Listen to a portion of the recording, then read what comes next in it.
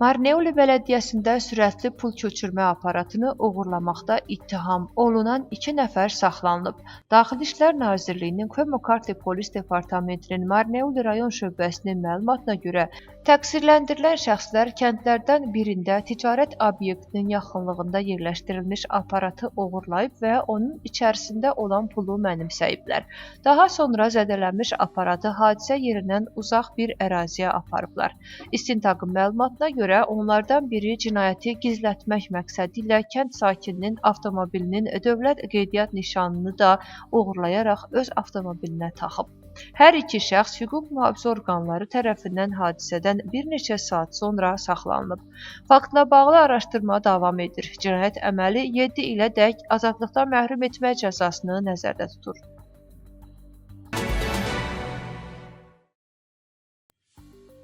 Tbilisidə narkotik cinayətləri törətməkdə ittiham olunan 5 nəfər müxtəlif vaxtlarda saxlanılıb. Onların 3-ü xarici ölkə vətəndaşıdır.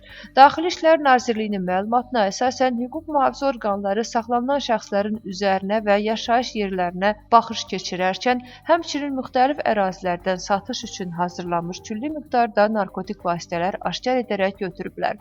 Bundan başqa narkotik vasitələrin qablaşdırılması üçün nəzərdə tutulan materiallar və saxlanılan şəxslərdən birinin satdığı narkotik vasitə də maddi sübut kimi götürülüb. Faktla bağlı araşdırma Cinayət Məcəlləsinin müvafiq maddələri üzrə aparılır.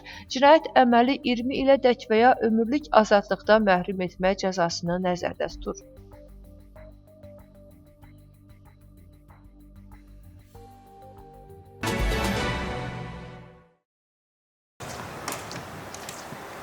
Marneulili oxatanlar Gürcüstan Gənclər Kubokunun ikinci mərhələsində 2 mükafatlı yer tutublar. Avqustun 14-ü və 16-sında Tbilisidə keçirilən yarışda klassik yay kateqoriyasında 21 yaşadək yaş qrupunda Kato Asanidze ikinci, 18 yaşadək kateqoriyada isə Tiqa Şavadze üçüncü yeri tutub. Hər iki idmançının şəxsi məşqçisi Georgi Gordezyanədir. Turnir Gürcüstan Oxatma Milli Federasiyasının təşkilatçılığı və Gürcüstanın İdman Nazirliyinin maliyyə dəstəyi ilə keçirilib. 21 yaşadək kateqoriyada Kato Asanidze gümüş medal qazandı. 18 yaşadək kateqoriyada isə Tiqa Şavadze bürünc medal qazandı. Hər ikisi uğurla mübarizə apararaq layiqli yerlərini aldılar. İndi ayın 23-dən 28-nə dək keçiriləcək beynəlxalq Batum turnirinə hazırlaşırıq. Bu qızlar orada da iştirak edəcəklər. Əlbəttə ki, uğur qazanmaq ümidi ilə oraya gedirik. İdman məktəbi idmançılarımızın uğuruna görə sevinclidir. Qızlarımızı və məşqçilərini, eyni zamanda onların valideynlərini əldə etdikləri nailiyyətlər münasibəti ilə təbrik edirəm. Bizim komandamızın məqsədi də Marneulidə daha çox uğurlu idmançı yetişdirməkdir. Tbilisi şəhərində Gürcüstan Gənclər Kuboku keçdi. Mən orada 21 yaşadək kateqoriyada iştirak etdim. İkinci yeri aldım. Çox maraqlı təcrübə əldə etdim. Rəqabət də böyük idi. Nəticə əldə etmək üçün çox əmək sərf etdim. Tbilisidə Gənclər Kubokunun ikinci mərhələsi keçdi. Rəqabət böyük idi və gözəl təcrübə topladım. Əvvəlcə həyəcanım yox idi. Sonradan həyəcanlandım. Amma özümü ələ alaraq sonadək mübarizə apardım.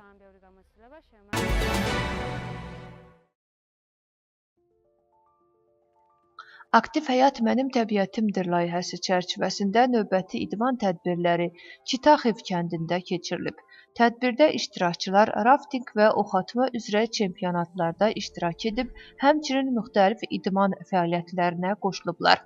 Layihə çərçivəsində bu cür tədbirlərin keçirilməsində məqsəd əlilliyi olan şəxslərin idman və rekreasiya fəaliyyətlərində iştirakına imkan yaratmaq, onların cəmiyyətə inteqrasiyasını artırmaqdır.